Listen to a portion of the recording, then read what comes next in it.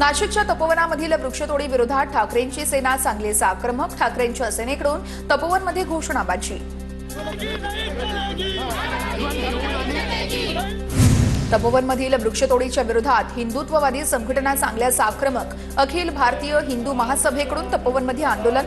साधू ग्राम उभारण्यासाठी 1800 वृक्ष तोडण्याचा प्रशासनाच्या निर्णयाला हिंदुत्ववादी संघटनेचा विरोध. राज्यातील 19 नगर परिषदांमधील निवडणुका पुढे ढकलल्या. न्यायालयीन याचिका प्रलंबित असल्याने निर्णय. बारामती, फलटण, महाबळेश्वर सह 16 नगर परिषदांमधील निवडणुका पुढे ढकलल्या. धुळे महानगरपालिकेने जाहीर केलेल्या प्रारूप मतदार यादीमध्ये मोठ्या प्रमाणात घोळ. अनेक नागरिकांसह नगरसेवकांचं नाव हे वेगळ्या प्रभागात गेल्यानं हरकतींचा पाऊस. तर आठवडाभरामध्ये तब्बल 28,000 हरकती महापालिकेत प्राप्त. लातूर जिल्ह्यातले रेणापूर नगरपंचायतीची निवडणूक पुढे ढकलली. आक्रमक झालेल्या उमेदवार आणि कार्यकर्त्यांनी निषेधार्थ यावेळेस मोर्चाही काढत निवडणूक आयोगाविरोधात निषेध नोंदवला.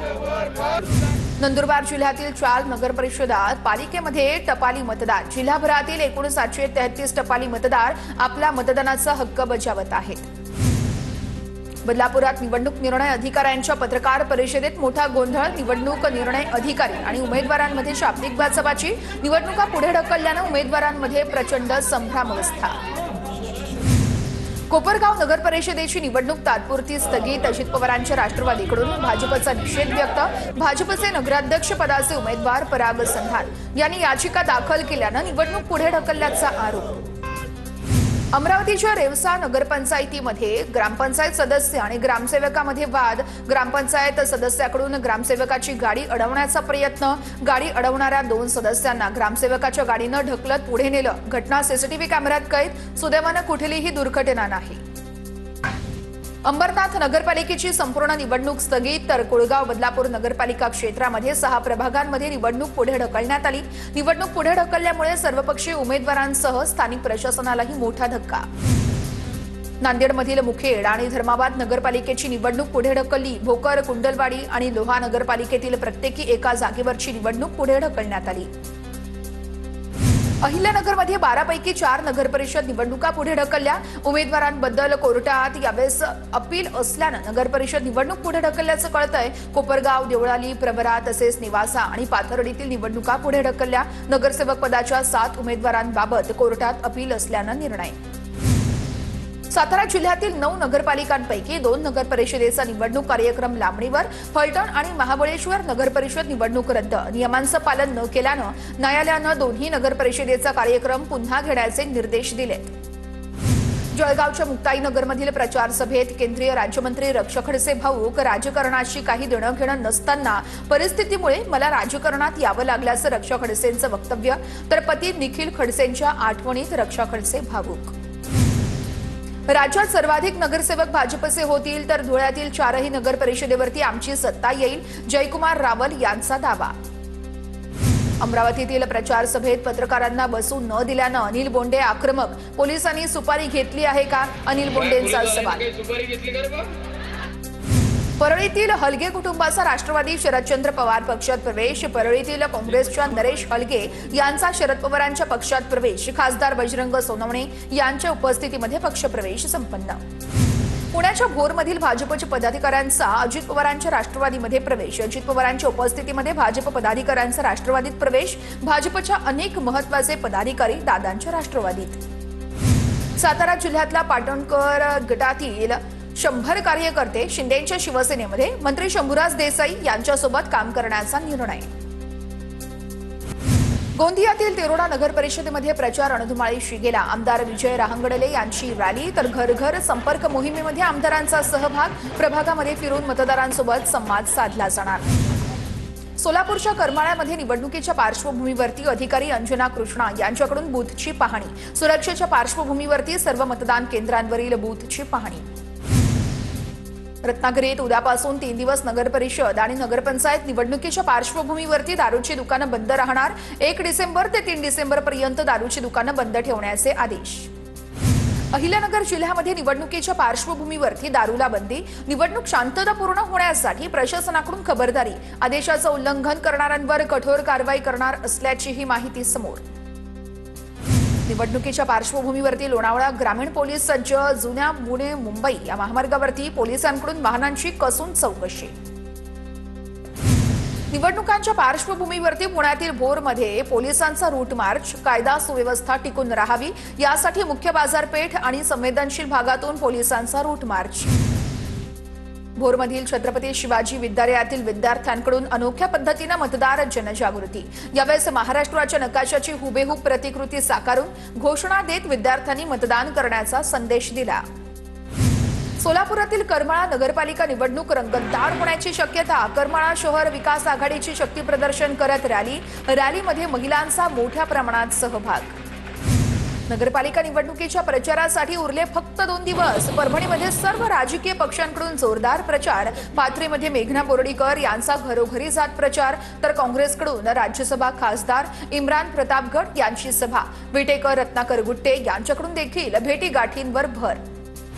हातकणंगले नगरपंचायत निवडणुकीमध्ये अपक्ष उमेदवारांचा जोर वाढला. नगराध्यक्ष पदासाठी अपक्ष म्हणून दिव्यांग असलेले जावेद हुसेन जमादार रिंगणामध्ये, तर जनतेचा विकास हेच माझं ध्येय, जावेद हुसेन यांची प्रतिक्रिया.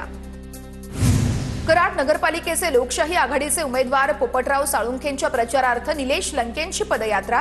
पोपटराव साळुंखे मोठ्या मताधिक्याने निवडून येतील, खासदार निलेश लंकेंकडून विश्वास व्यक्त.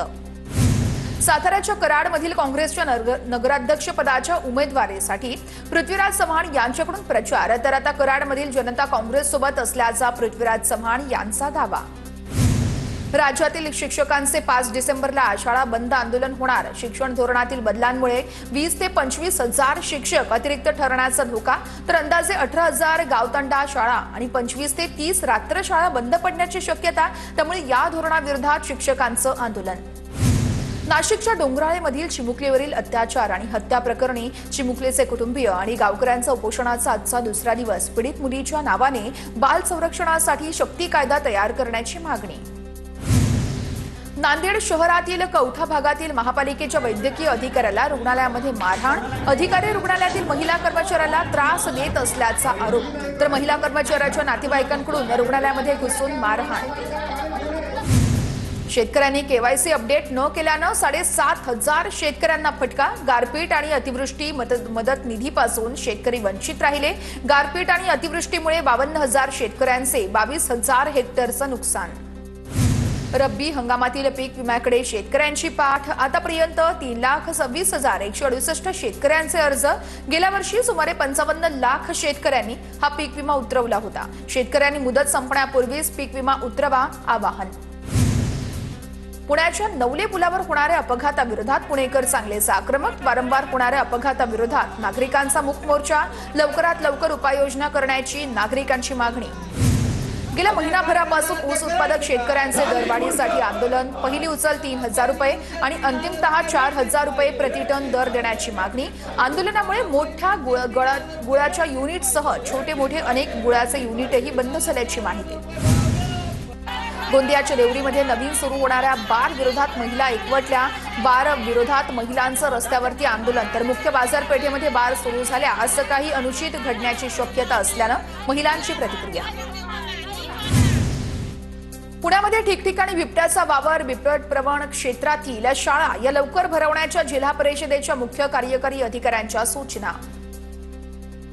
अहिल्यानगरच्या श्रीरामपूर शहरामध्ये बिबट्यांचा मुक्त संचार. शहरातील मोरगे वस्ती परिसरामध्ये 4 बिबटे सीसीटीव्ही कॅमेऱ्यात कैद, तर दाट लोकवस्ती परिसरात बिबट्याचा वावर. त्यामुळे नागरिकांमध्ये भीतीचं वातावरण. लवकरात लवकर बिबट्यांचा बंदोबस्त करा, स्थानिकांची मागणी.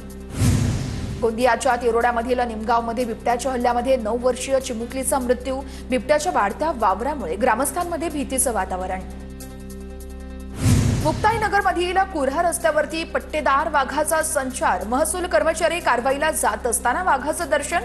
वाघाचा बंदोबस्त करण्याची ही मागणी.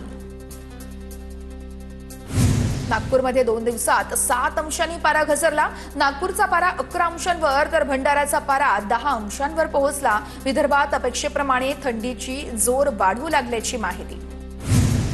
राज्य शासनाच्या मुख्यमंत्री समृद्ध पंचायत राज अभियानांतर्गत मालमत्ता धारकांना 50% सूट. नंदुरबार जिल्ह्यातील 639 ग्रामपंचायतींना फायदा होणार. मालमत्ता करामध्ये सूट मिळाल्यानं ग्रामपंचायतीची मालमत्ता कराची वसुली मोठ्या प्रमाणात होणार.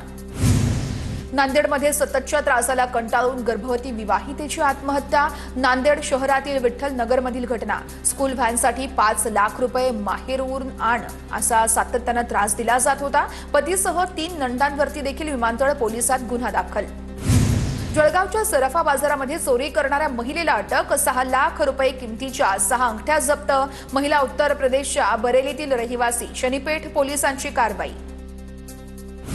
गोंदियामध्ये स्थानिक गुन्हे शाखेची कारवाई. 1 कोटी रुपयांची फसवणूक करणारी आंतरराज्यीय टोळीचा म्होरक्या राजेश नायरला अटक. अटकपूर्व जामिनासाठी आला असतानाच पोलिसांकडून अटक.